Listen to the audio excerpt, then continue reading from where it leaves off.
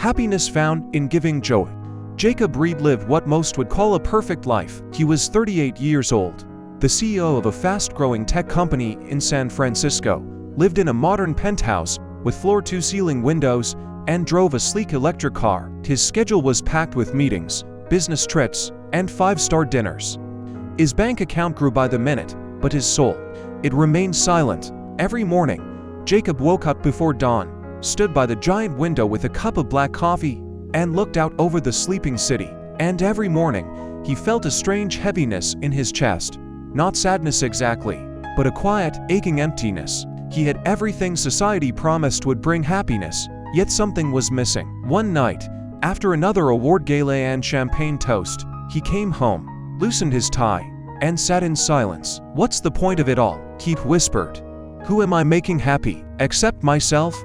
The next weekend, while walking through a quieter part of town, Jacob passed a small public park.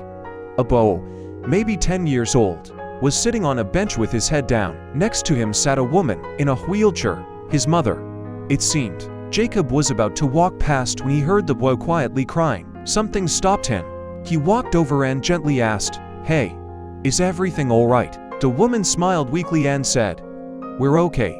Just a long day. We've been waiting for the community bus, but it never came." Jacob looked around. No one else was there. The woman looked pale. The boy was trying to be brave but clearly scared. Without thinking, Jacob offered, "I'll drive you home." At first, they hesitated, but eventually, they accepted. On the ride, Jacob learned their names, Laura and her son Eli. Laura had a rare muscle disease and had lost her job due to health issues. Eli had stopped going to school because Laura couldn't get him there. Jacob couldn't believe it. Just blocks away from his luxury life, people were struggling just to get by. That night, he couldn't sleep. For the first time in years, not because of deals or deadlines, but because someone else's life had touched his heart.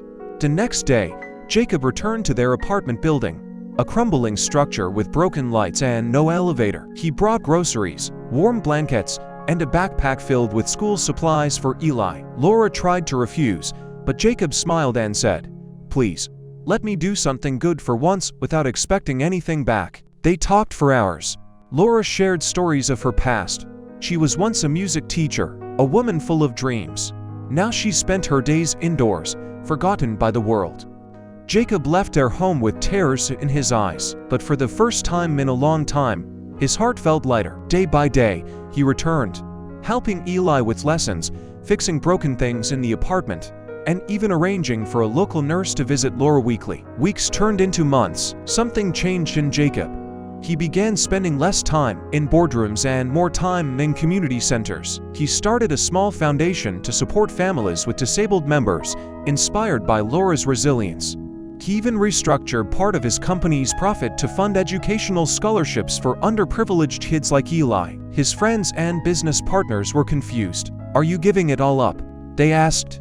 "No," Jacob replied. "I'm giving it all," meaning, in giving joy to others, he had found a deeper, lasting kind of happiness, one that no bonus, no luxury car, no promotion had ever brought. On Laura's birthday, Jacob arranged a surprise.